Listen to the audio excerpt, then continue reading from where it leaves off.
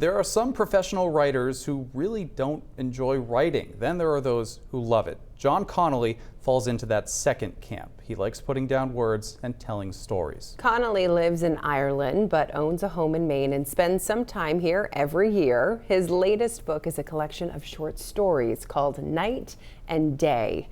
Short stories require less time than the novels he usually writes, but as Connolly told Rob, they still come with creative challenges. I think sometimes we underestimate the difficulty of short stories.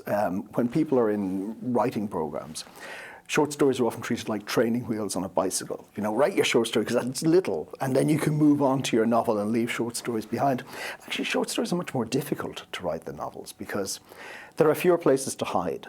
I would think it's a little bit like most of us are never going to run a marathon in our lives, but we can run a 100-yard dash. Yeah, and that's a really, really good analogy because they talk about the wall in marathon running, that moment where you think that you can't go on. You hit the wall in a novel much earlier, but the impact is the same. You have that moment thinking, I should give up. And I think people who give up at the wall, I mean, I'd never run a marathon because I'm not insane.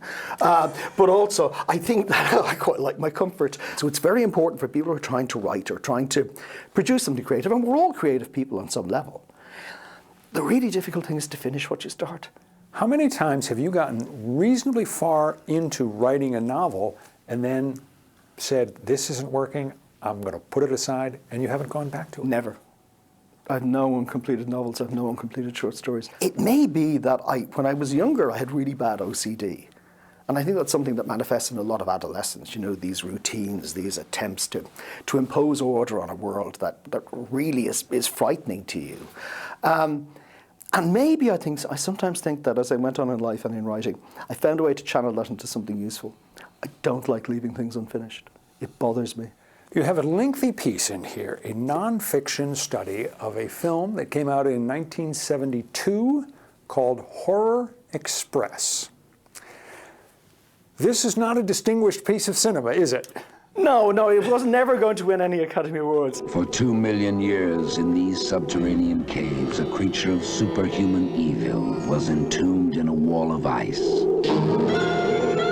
waiting to be free.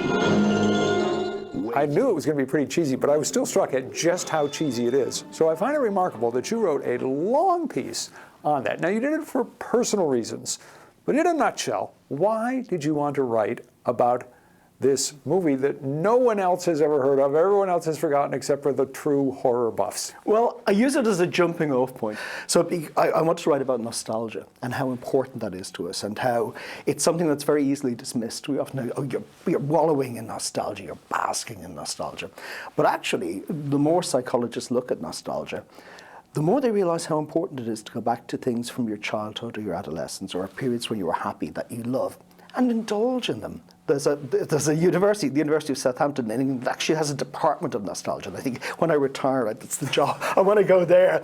And they just go, yeah, go and watch TV Land all day, you know. Department of Nostalgia? They're the study of nostalgia. You and I would be vying to see who's the valedictorian in that class. Absolutely. Who is the nerdiest guy in that particular class?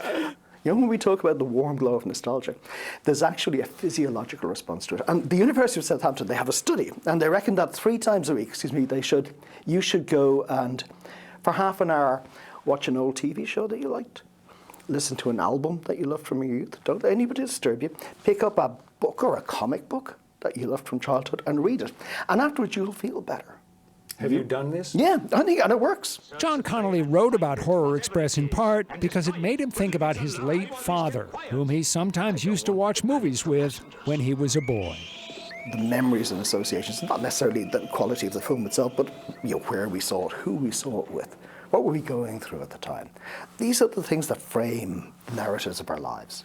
All right, let's go into your own personal vault. When you were, say, 15, 16 years old, what was your favorite TV show? I always had a love of Doctor Who, which has now come back again. Still around? Still around, yeah. It just keeps regenerating like the Doctor. And what was a movie from that time in your life that just blew you away? Probably the movie I probably watched more than any other was just John Carpenter's The Thing. You know, it came out in the same year as E.T., I think, and that was probably its misfortune in that everybody wanted to go to see a film about a nice little alien who glowed and, you know, and had friendly kids around it, rather than something that exploded out of people and dogs. I say it every time we talk to him. I could listen to him talk all day long. And again, the name of John Connolly's new book is Night and Day. You'll find more information about it and about John in the 207 section of our app and website. And when